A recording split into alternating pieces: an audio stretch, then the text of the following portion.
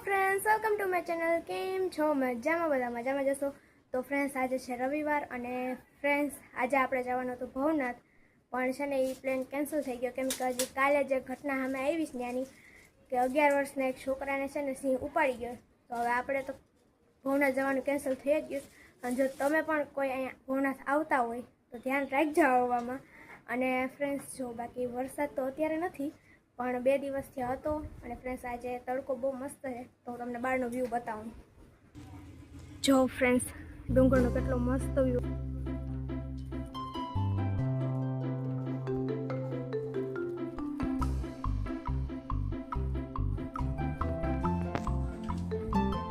અને ફ્રેન્ડ્સ, વરસાદ હતો એટલે આપણે છે ને પ્લાન્ટ્સ પણ બહુ મસ્ત થઈ ગયા છે.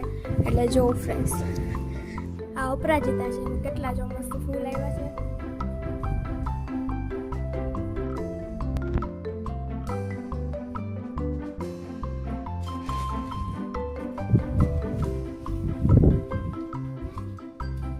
અને ફ્રેન્ડ્સ, જો આ બે પ્લાન્ટ છે ને આપણે નવા એડ કર્યા છે.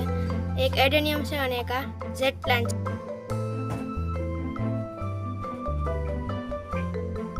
એટલે ફ્રેન્ડ્સ, પ્લાન્ટ્સ તો બધા મસ્ત થઈ ગયા છે. અને ફ્રેન્ડ્સ, આપણે હવે ભવનાથ જવાનો પ્લાન કેન્સલ થઈ ગયો તો આજે આપણે બનાવવાની છે એક પાપડની નવી રેસીપી. તો ચાલો હું તમને બતાવું કે કેમ બનાવ. તો ફ્રેન્ડ્સ, પાપડની રેસીપી માટે જો આપણે છે ને એટલા પાપડ લઈ લીધા છે. અને ફ્રેન્ડ્સ, જો આપણે છે ને ટમેટું, ડુંગળી અને ગાજરને છે ને નાના નાના પીસમાં કટ કરી લીધા છે. અને ફ્રેન્ડ્સ, જો આપણે લીધું છે એટલું ચવાણું મિક્સ. અને ફ્રેન્ડ્સ, સાથે જો આપણે લીધી છે એટલી સેવ. તો ફ્રેન્ડ્સ, ચાલો આપણે રેસીપી સ્ટાર્ટ. ફ્રેન્ડ્સ, જો આપણે છે ને ગેસ ઉપર તવી મૂકી દીધી છે. અને હવે જો આપણે પાપડ લઈ લીધું છે. અને ફ્રેન્ડ્સ, આને આપણે 2 ભાગ કરવાના છે.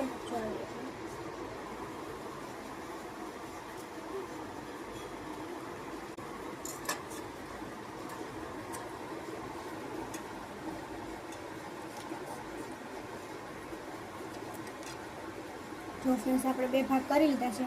અને હવે ફ્રેન્ડ્સ, આને છે ને આપણે શેકવાનું છે.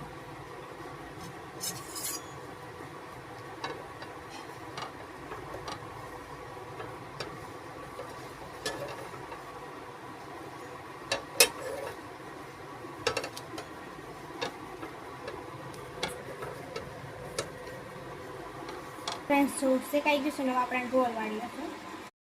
તો ફ્રેન્ડ્સ, જો આવી રીતે તૈયાર કરી લીધા છે. તો ફ્રેન્ડ્સ, જો આપણે છે ને આને ભરી લઈએ.